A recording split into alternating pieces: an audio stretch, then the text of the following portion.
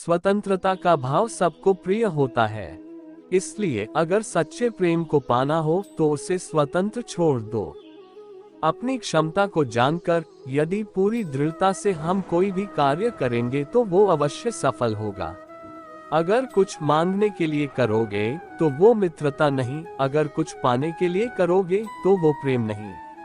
हमारे जन्म से ज्यादा हमारा भविष्य हमारे चयन पर निर्भर करता है, इसलिए अच्छी तरह से सोच समझकर चयन करना एक उज्जवल भविष्य के लिए अनिवार्य है।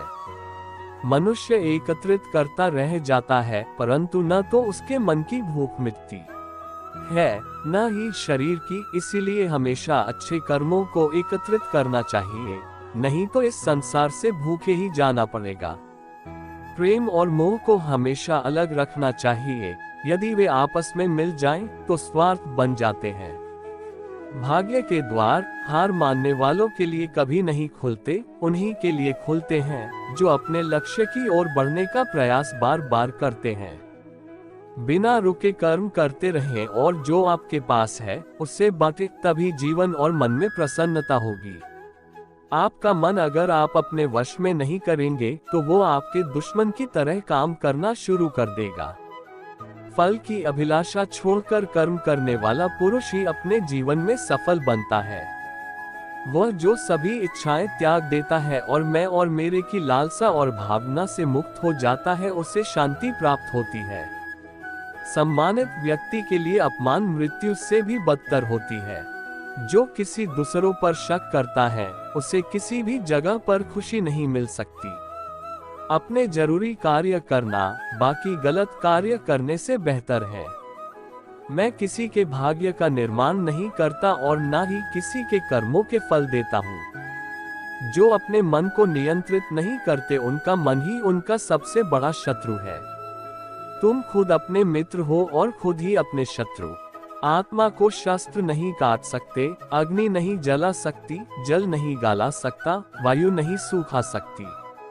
अच्छे लोगों की कृष्ण परीक्षा बहुत लेता है परंतु साथ नहीं छोड़ता, और बुरे लोगों को कृष्ण बहुत कुछ देता है परंतु साथ नहीं देता। जिंदगी में दो लोगों का होना बहुत जरूरी है, एक कृष्ण जो ना लड़े फिर भी जीत पक्की कर दे, दूसरा कर्ण जो हार सामने हो फिर भी साथ ना छोड़े। तू करता वही है जो तू चाहता है, होता वही है जो मैं चाहता हूँ। तू कर वही जो मैं चाहता हूँ, फिर होगा वही जो तू चाहता है। रोते हुए कृष्ण ने कहा, मैं तो सबकी सुनता हूँ पर मेरी कौन सुनता है। इंसान गलत कार्य करते समय दाएं बाएं आगे पीछे चारों तरफ देखता है, बस ऊपर देखना भूल जाता है।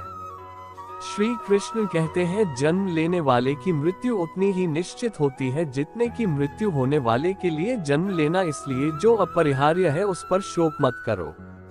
भरोसा अगर खुद पर रखो तो ताकत बन जाता है और दूसरों पर रखो तो कमजोरी।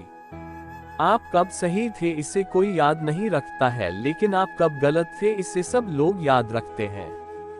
मैं किसी के भाग्य का निर्माण नहीं करता और ना ही किसी को कर्मों का फल देता हूँ।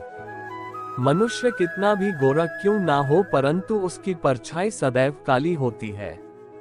मैं श्रेष्ठ हूँ यह आत्मविश्वास है, लेकिन सिर्फ मैं ही श्रेष्ठ हूँ यह अहंकार है। श्री कृष्ण कहते हैं, तुम्हारा क्या है जो तुम रोते हो, तुम क्या लाए थे जो तुमने खो दिया, तुमने क्या पैदा किया था जिसका नाश हो गया। ना तुम कुछ लेकर आए थे ना कुछ लेकर जाओगे, जो लिया यहीं से लिया, जो दिया यहीं पर दिया। यदि आप किसी के साथ मित्रता नहीं कर सकते तो उसके साथ शत्रुता भी नहीं करनी चाहिए। जो हुआ अच्छा हुआ, जो हो रहा है अच्छा हो रहा है, जो होगा वह भी अच्छा होगा। तुम भूत का पश्चाताप न करो, भविष्य की चिंता न करो, वर्तमान चल रहा है इसी का आनंद लो। राधा ने श्री कृष्ण से पूछा, प्रेम का असली मतलब क्या होता है। श्री कृष्ण ने हंसकर कहा, जहाँ मतलब होता है वहाँ प्रेम कहाँ होता है। प्रेम एक ऐसा अनुभव है जो मनुष्य को कभी परास्त नहीं होने देता, और घृणा एक ऐसा अनुभव है जो मनुष्य को कभी जीतने नहीं देता। श्री कृष्ण कहते हैं, जिस व्यक्ति को आपकी कद्र नहीं उसके साथ रहने से अच्छा है आप अकेले ही रहे। हर कीमती चीज उठाने के लिए झुकना ही पड़ता है, माँ बाप का प्यार इनमें से एक है। अगर व्यक्ति शिक्षा से पहले संस्कार, व्यापार से पहले व्यवहार और भगवान से पहले माता पिता को पहचान ले तो जिंदगी में कभी कोई कठिनाई नहीं आएगी। स्वार्थ से रिश्ते बनाने की कितनी भी कोशिश करो वो कभी नहीं बनते, और प्रेम से रिश्तों को कितना भी तोड़ने की कोशिश करो वो कभी नहीं टूटते। हर किसी के अंदर अपनी ताकत और कमजोरी होती है।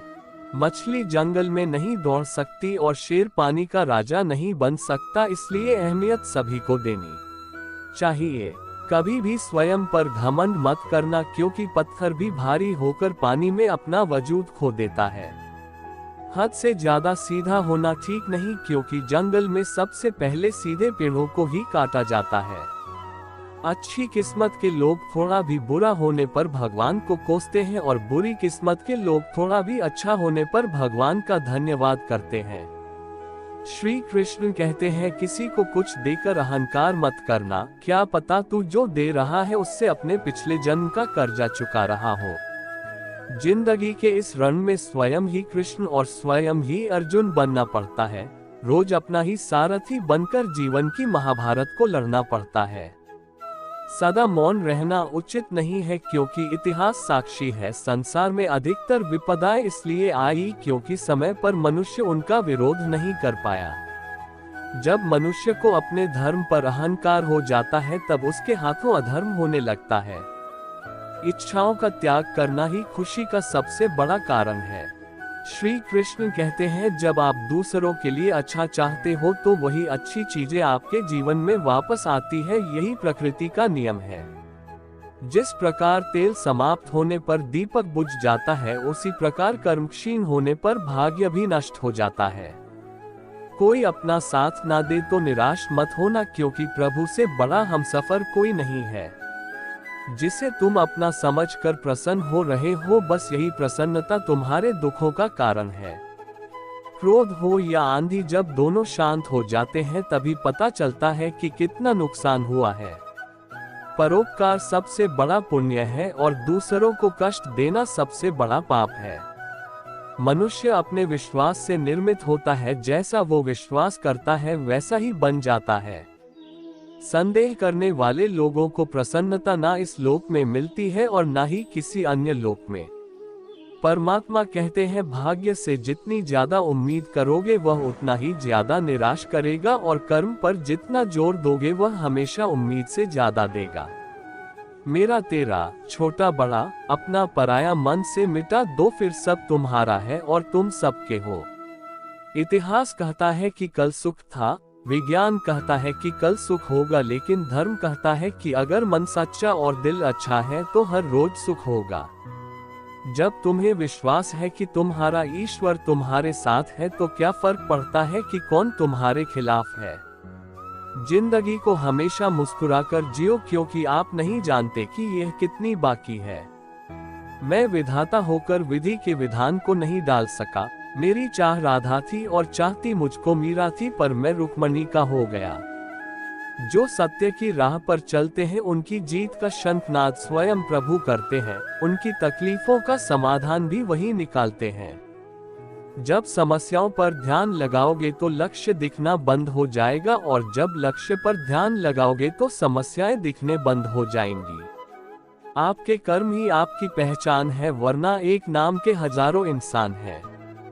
प्रहलाद जैसा विश्वास हो, भीलनी जैसी आस हो, द्रौपदी जैसी पुकार हो और मीरा जैसा इंतजार हो, तो श्री कृष्ण को आना ही पड़ता है। जब बुरे दिन आते हैं तो बुद्धि भी घास चरने चली जाती है। इंसान चाहकर भी सही निर्णय नहीं ले पाता, इसलिए कहा जाता है कि इंसान बुरा नहीं होता, उसका वक्त बुरा होता है। श्री कृष्ण कहते हैं, दुनिया के सारे खेल खेल लेना पर भूलकर किसी की भावनाओं के साथ मत खेलना, क्योंकि ये वो गुनाह है जिन्हें मैं कभी माफ नहीं करूंगा। घमंड बता देता है कि कितना पैसा है, संस्कार बता देते हैं कि परिवार कैसा है, और बोली बता देती है इंसान कैसा है। दो तरह के लोग आपको बताएंगे कि आप कोई परिवर्तन नहीं ला सकते। एक वो जो कोशिश करने से डरते हैं, और दूसरे वो जो आपकी कामयाबी से डरते हैं। ऊपर वाले की न्याय की चक्की धीमी जरूर चलती है, लेकिन याद रखना ये पिसती बहुत अच्छे से है। आत्मा पुराने शरीर को वैसे ही छोड़ देती है जैसे मनुष्य पुराने कपड़ों को उतारकर नए कपड़े धारण कर लेता है। जीवन की सुंदरता इस बात पर निर्भर नहीं करती कि आप कितने खुश हैं, परंतु इस बात पर निर्भर करती है कि आपके कारण दूसरे कितना खुश है।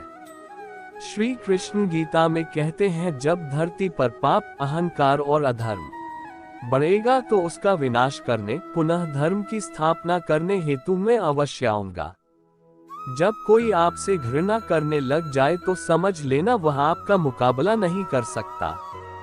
कर्मफल व्यक्ति को उसी तरह ढूंढ लेता है जैसे एक बछड़ा सैकड़ों गायों के बीच अपनी मां को ढूंढ लेता है। क्रोध से भ्रम पैदा होता है, भ्रम से बुद्धि व्यग्र होती है, जब बुद्धि व्यग्र होती है तब तर्क नष्ट हो जाता है, और जब तर्क नष्ट हो जाता है तब व्यक्ति का पतन हो जाता है।